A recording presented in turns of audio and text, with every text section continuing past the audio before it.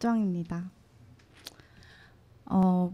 이 자리에 설 때마다 느끼는 거지만 저는 정말 이런 자리가 부담스럽고 설교라는 거를 하기가 싫습니다. 제 의견을 이야기하는 자연스러운 자리라고 생각하면 편할 것 같기도 한데 제 개인적인 특성 때문인지 모르겠지만 항상 뭔가 이 자리가 되게 어려운 자리로 느껴지는 것 같습니다.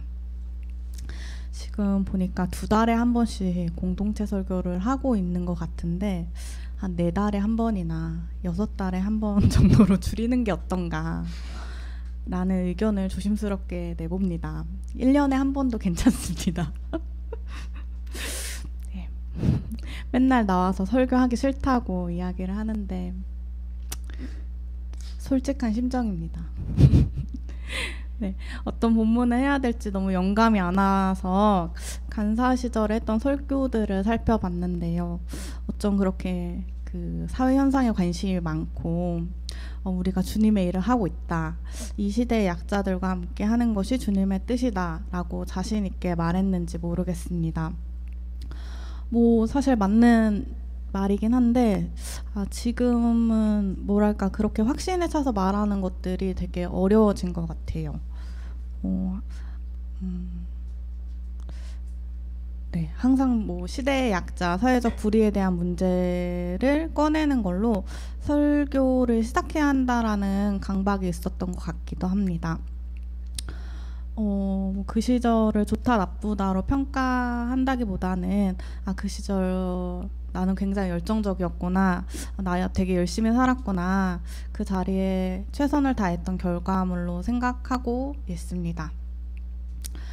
이렇게 사람들 앞에 나와서 말하는 게 부담스럽고 하기 싫지만 이렇게 설교를 하겠다라고 받아들인 이유는 내 변화를 정리해보고 2등 공동체와 함께 나눠보고 싶다는 생각이 들어서 설교를 하기로 했습니다.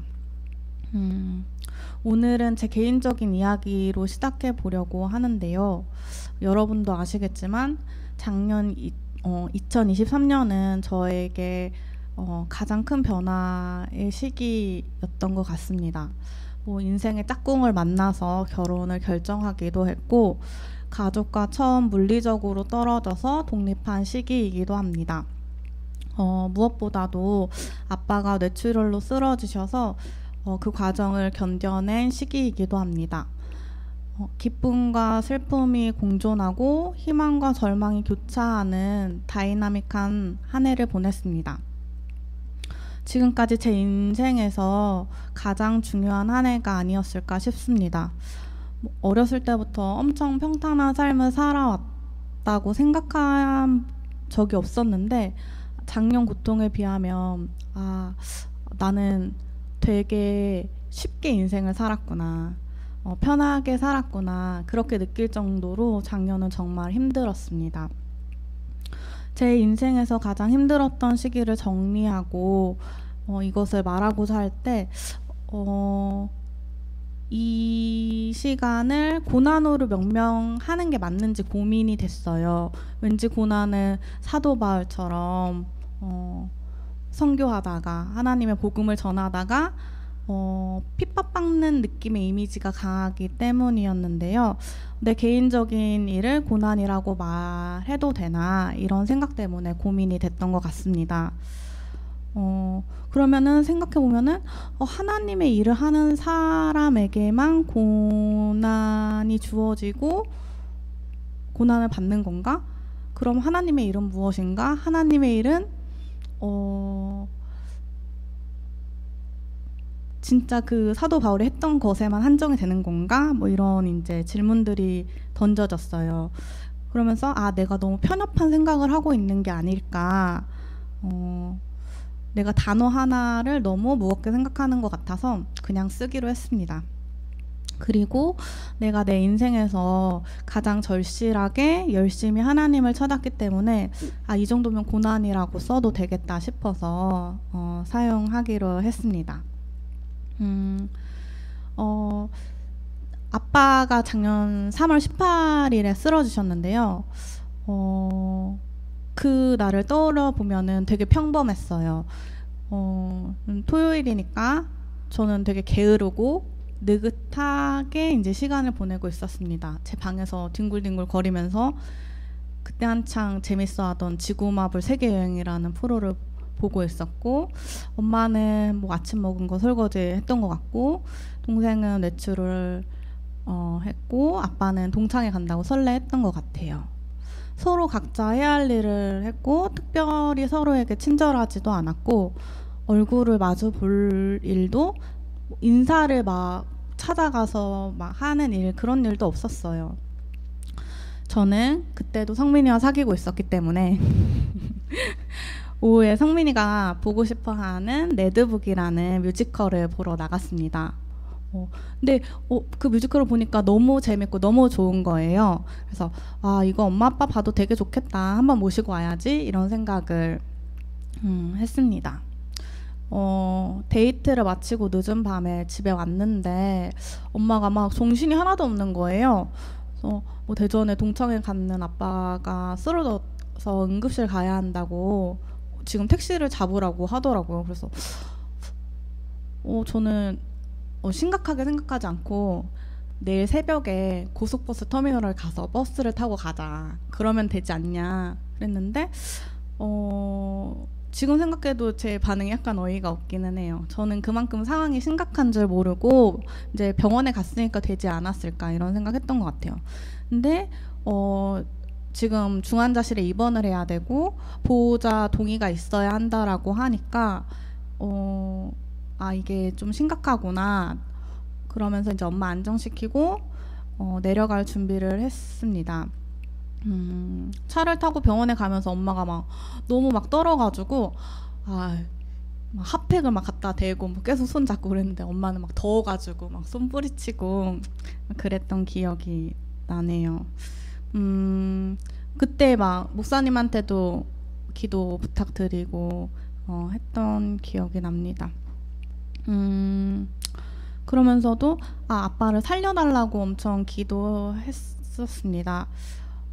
술을 마시고 2번 정도 머리를 부딪히신 것 같은데 급성 뇌출혈이라서 병원을 옮기는 게 힘들다라고 했습니다. 처음 응급실에 가서 아빠 얼굴을 봤는데 너무 화가 나는 거예요. 아니 이제 거기에 병원에서는 뇌출혈 증세가 있다라고 하는데 이게 그 술에 취한 것처럼 보여요. 그래서 동창회가 뭐라고 여기까지 와서 술을 이렇게 마시고 가족들을 고생시키나 하는 생각 때문에 너무너무 화가 났습니다. 그리고 막 쳐다보기도 싫은 거예요. 근데 그렇게 아빠는 중환자실에 입원하고 다시 이제 집에 올라와서 그 이제 다음 날이 주일이었는데 다시 KTX를 타고 대전을 내려가고 KTX와 택시를 타면서 뭐 일주일에 2번, 3번씩 이제 아빠 병원에 왔다 갔다 하기 시작했습니다. 처음에는 너무 화가 났던 마음이 점점 아빠에 대한 걱정과 안타까움으로 변했습니다. 매일 아침에 이제 중환자실 간호사님께서 전화를 주세요. 아빠 상태가 어떻다. 근데 그런 전화를 이제 항상 기다리고 이 시간에 전화가 안 오면 걱정하고, 그 주치의 선생님도 지금 생각하면 엄청 이상한 사람이었는데 그 사람 말에 내내 하면서 아빠의 정확한 상태도 모르고 불안한 마음을 가진 채 잠이 들고 깨면서 좀 나사가 하나 빠진 사람처럼 살았던 것 같습니다. 병원에서는 아빠가 너무 시끄럽다, 더 이상 이 병원에 있으면 안 될 것 같다, MRI를 못 찍는다, 이건 환자 잘못이다, 병실을 옮겨야 된다, 이런 막 복잡한 이야기들이 있으면 우리는 진짜 죄인이 된 것처럼 계속 대전 그 병원에 내려가고 막 마카롱 사다가 잘 부탁드려 이렇게 스티커 붙여가지고 그분들한테 나눠드리고 막 했던 기억이 납니다. 저희가 이렇게 막 너무 열심히 하니까 이렇게까지 하는 사람들은 거의 없었던 것 같아요. 그러니까 그 대전 병원에 있는 간호사 분께서 아빠가 엄청 다정하셨을 것 같아요, 우리랑 친하셨을 것 같아요, 이렇게 이제 이야기를 해주셨어요. 저는 이제 그 말에 네, 이렇게 대답은 했는데 아빠가 우리에게 어떤 존재였는지를 생각해 봤을 때 간호사님이 말씀해 주신 것과는 좀 다르다라고 생각이 들었습니다. 아빠는 우리에게 어떤 사람이었을까? 저에게 아빠는 되게 약한 사람인 것 같았어요. 아빠가 어떤 분이셨냐면 제가 느끼기에는 많이 배우지 못한 것에 대한 좀 한이 있으셨고, 내가 다니는 직장에 대한 원망과 불만이 있으셨고, 사람들에게 인정받지 못하는 마음을 술로 달래시는 분이셨습니다. 어렸을 때부터 이 모든 것을 술을 먹고서 우리에게 자주 이야기를 해주셨어요. 그러니까 좋은 말도 자주 들으면 지겹지만 좋지 않은 말도 자주 들으면 굉장히 지겹기 때문에 아빠가 되게 불편해졌어요. 이런 자리도 불편해지고 마치 벌을 서는 것 같고, 아빠랑 의미 있는 대화를 해본 적도 거의 없고, 같이 밥을 먹는 것도 불편하고, 그래서 일부러 따로 밥을 먹기도 하고, 보는 둥 마는 둥 하고, 집을 나가고 들어갈 때 인사만 하는 정도였습니다. 엄마랑 다르게 한 직장을 오래 다니지도 못하고, 술을 좋아하고, 내 불안을 자극해서 내 못난 점이 다 아빠에게서 온 것처럼 생각되는 그런 존재였습니다. 그래서 절대 다정하지도 친하지도 좋은 아빠로 생각되지도 않는 사람이었습니다. 근데 그런 아빠인데도 내가 맨날 하나님께 살려달라고 기도하고, 나아질 수 있도록 기도하고, 울면서 기도하고, 정성을 다해 기도했습니다. 그렇게 기도했는데도 아빠의 상태는 나아지는 것 같지 않았습니다. 작년 어버이날에 휴가를 내고 대전 병원에 내려가서 아빠를 돌봤을 때는 정말 절망적이었습니다. 선망 증세가 심해서 현실감 없는 말을 너무 많이 하고, 또 밤새 울면서 소리를 지르는데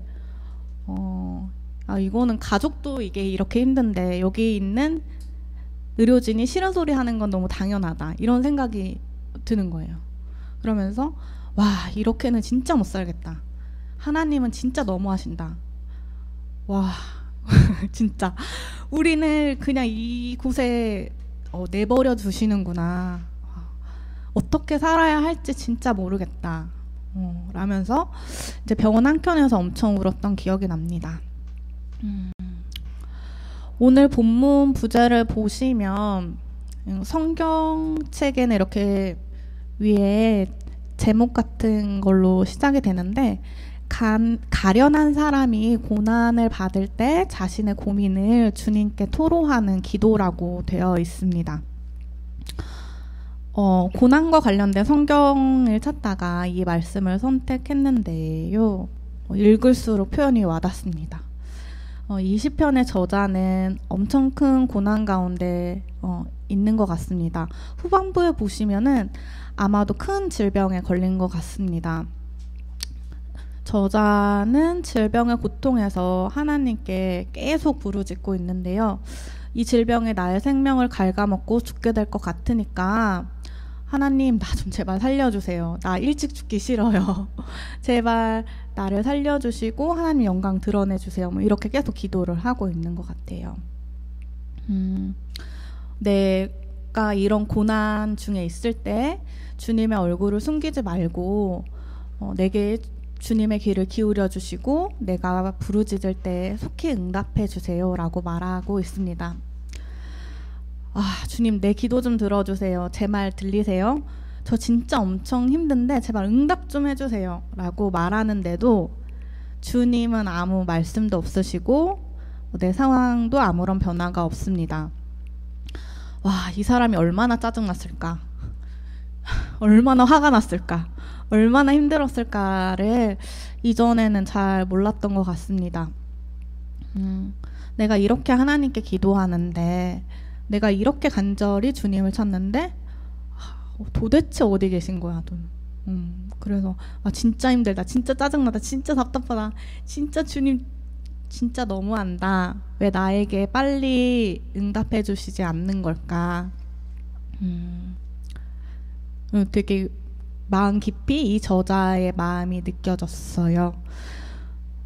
이 저자는 자신의 고통스러운 상황을 이렇게 표현합니다. 내 날은 연기처럼 사라지고 내 뼈는 화로처럼 달아올랐습니다. 음식을 먹는 것조차 잊을 정도로 내 마음은 풀처럼 시들어서 말라버렸습니다.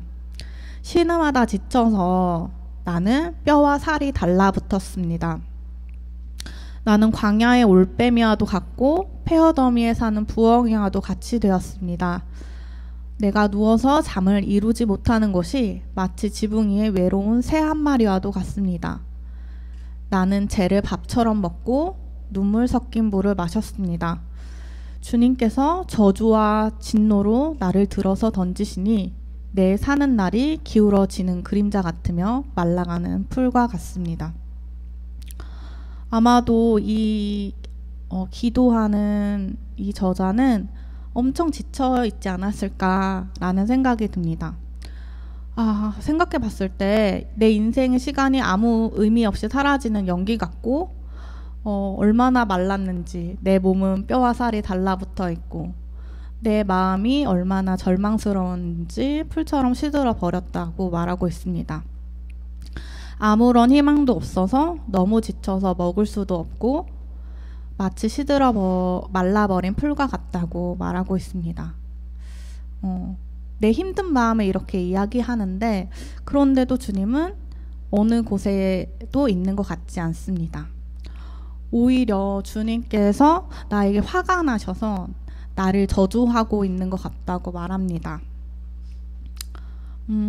저자는 또 고난 속에서 외로움도 많이 느꼈던 것 같습니다. 이 고통 속에서 마치 자신만 있는 것 같은 느낌이었던 것 같습니다. 이 고통 안에 나 혼자 있는 것 같아서 외롭습니다. 주님, 도대체 어디 계신가요? 묻고 있는 것 같습니다. 주님께서 나를 버리신 것 같은 느낌이 듭니다. 얼마나 끔찍한 느낌일까요? 다행히 저는 이 저자만큼 뼈와 살이 달라붙지는 않았지만 내 마음이 풀처럼 시들어 말라버린 게 어떤 의미인지 신음하다 지친다는 게 무엇인지 재를 밥처럼 먹고 눈물 섞인 물을 마시는 게 어떤 느낌인지 마음 깊이 이해가 됩니다. 재를 먹어본 적은 없지만 얼마나 쓰고 목에서 넘어가지도 않고 답답한 느낌이었을까요? 이 시편의 기도자는 11절까지는 자신이 얼마나 힘든지에 대해 이야기하고 있습니다. 근데 12절부터는 그 회중에게 고난에서 구원하실 하나님을 찬양하면서 그런 하나님을 전달하고 있습니다. 저는 이렇게 바로 하나님을 찬양하는 게 가능한가 이런 생각이 들었습니다. 11절과 12절 사이에는 이런 고백이 나올 수 있는 거는 아마 오랜 시간이 걸리지 않았을까라는 생각도 들고 이 기도하는 자가 기도를 굉장히 오래 한 결과물이지 않았을까라는 생각도 듭니다. 기도자는 주님께서 폐허가 된 시온을 다시 세워주실 것이라고 고백합니다. 그런 하나님이시기에 자신의 처지를 돌아보시고 구원해 주실 것이라고 믿습니다. 그래서 18절에서 22절 말씀을 보면 기도자는 하나님이 하신 일을 이제 그 회중한테 기록하고 선포하라고 명령합니다. 그렇게 할 때 지금 살아있는 사람들뿐만 아니라 아직 창조되지 않은 후대의 사람들까지도 그것을 읽고 주님을 믿고 찬양하게 될 것이라고 말합니다. 저는 어떻게 그 고난의 시간을 버텼는지 잘 모르겠습니다. 그냥 버틴 것 같습니다. 하나님께서 이 문제를 해결하시고 나를 구해 주실 거란 확실한 믿음이 있었다라기보다는 그냥 내가 할 수 있는 게 이것뿐이라서 내가 이런 문제를 해결해 달라고 요청할 수 있는 존재가 하나님밖에 없어서 그렇게 기도하고 버틴 것 같습니다. 이 시편의 기도자처럼 하나님의 영원하심을 칭송하기보다는 하나님 진짜 너무하신다. 왜 하필 나에게 이 정도 했으면 그만하실 때도 됐는데 이제 이 고통을 저에게 벗어나게 해주실 때도 됐는데 왜 아직까지 막 이러면서 짜증과 분노와 울분과 비난을 엄청 했던 것 같습니다. 저는 이 기도자만큼 하나님에 대한 믿음은 없었던 것 같습니다. 그냥 그 고통과 함께 살았습니다.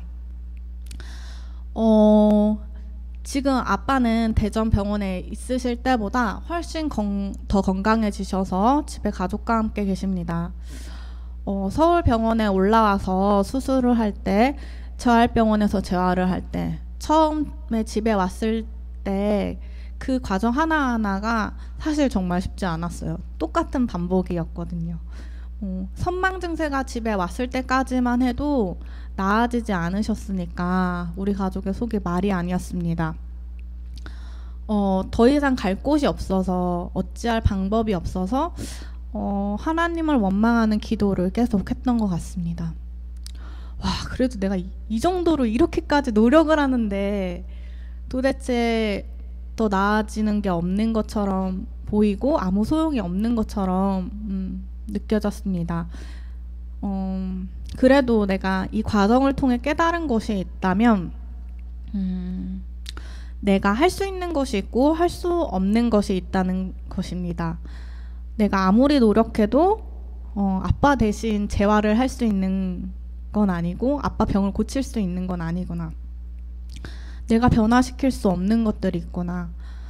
그건 내가 할 수 있는 게 아니구나. 그건 그냥 내가 받아들여야 되는 것이구나. 내가 내 자리에서 아빠를 위해 최선을 다했으면 되는 것이구나 하는 마음이 생겼습니다.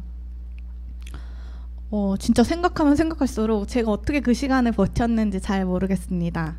그냥 내가 그 당시 할 수 있는 것들에 최선을 다하면서 그냥 버텼던 것 같습니다. 아침에 대전에 다녀오고 오후에 일을 하면서 매일 변화 없는 아빠의 소식을 들으면서 아빠를 안 맞겠다고 하는 간병인을 설득하면서 입퇴원을 반복하고 아빠가 갈 수 있는 병원을 알아보면서 수술과 간병의 시간들을 어떻게 버텼는지 잘 모르겠습니다. 그냥 포기할 수 없었기 때문에 그냥 이 시간을 버텼던 것 같습니다. 제가 아는 분과 아빠가 쓰러지고 난 이후에 아빠에 대한 이야기를 나눈 적이 있습니다. 솔직히 저는 제가 아빠를 이렇게 소중하게 생각하는지 몰랐다고 말했습니다. 그분은 어머님이 요양병원에서 투병 생활을 오래 하신 분이셨는데 저한테 이렇게 이야기를 해주셨습니다. 태어날 때부터 우리 곁에 있고 익숙해서 눈에 잘 보이지 않아서 가치 없다고 느끼는 것들이 있다고 말했습니다. 마치 산소처럼 평소에는 소중함을 모르다가 없어지게 되면 얼마나 소중한지 알게 된다고 말했습니다. 사람들이 다 늙어서 쓸모없다 여기는 존재들이 어떤 사람에게는 살아갈 이유가 될 수도 있다는 말을 했습니다. 어떻게 보면 저도 아빠가 큰 쓸모가 없다고 생각했던 것 같습니다. 우리 가족을 불안하게 만드는 존재고 자기 스스로를 사랑하지 못하고 자신에게 없는 것만 평생 쫓아가는 사람, 열심히 살아가지 않는 사람이라고 생각했던 것 같습니다. 그래서 소중하지 않다고 생각했던 것 같습니다. 아빠가 많이 배우지 못한 상태에서 가정을 지키기 위해 나름대로 어떤 노력을 했었는지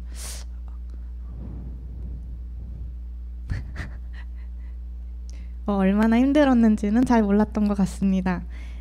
설교를 준비하면서 작년에 가족들과 나눈 카톡들을 살펴보았는데요. 이런 말들을 했었어요. 막 아빠가 집에 그냥 왔으면 좋겠다. 다시 동네를 같이 걷고 밥을 먹고 일상을 보냈으면 좋겠다. 내 결혼식에 아빠가 올 수 있었으면 좋겠다. 이런 말들을 할 때는 생각해 보면은 되게 불가능하다라고 생각했던 것들이었습니다. 근데 지금 와서 보면은 이게 다 어떻게 보면 이루어진 거예요. 지금은 아빠를 부축하면서 손을 잡고 걸을 수도 있고 같이 밥을 먹을 수도 있습니다.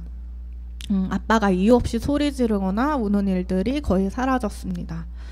물론 아빠의 몸이나 인지가 이전만큼 돌아갈 수는 없지만 이렇게 아빠가 우리와 일상을 보낼 수 있다는 것에 감사하게 되었습니다. 쓸 때는 이렇게 슬프지 않았는데 읽다 보니까 왜 이렇게 슬퍼지는 건지 모르겠는데 괜찮습니다. 네.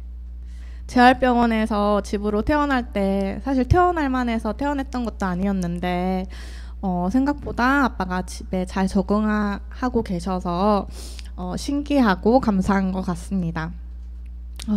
신혼여행을 다녀오고 다시 이제 일상을 시작할 때쯤이 작년 아빠가 쓰러지신 날이었습니다.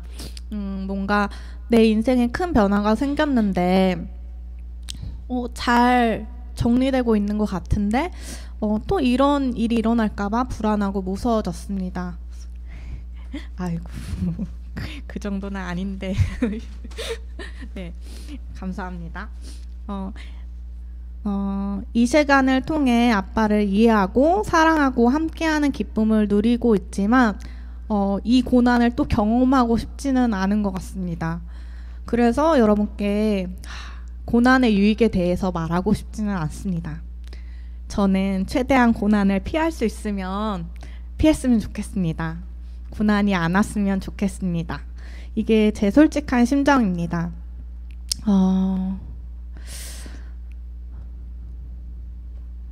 제가 오늘 계속 이 고난의 시간을 그냥 버텼다, 어쩔 수 없이 버텼다 라고 말을 하고 있는데요. 그 버티는 순간순간에 여러분들이 있었습니다.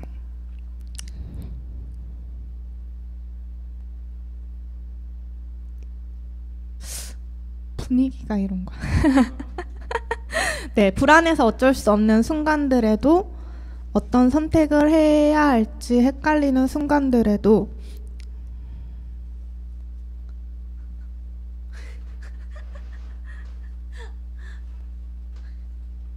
진짜 네. 뭐 우울과 좌절을 벗어나서 용기를 내야 하는 순간들에도 그냥 버티고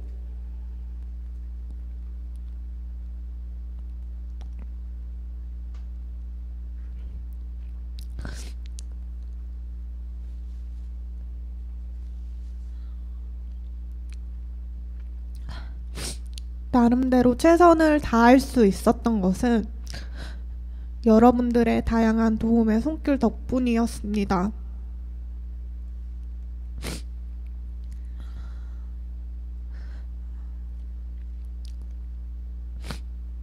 귀찮을지도 모르는 끊임없는 중보기도 요청에도 진심으로 기도해 주시고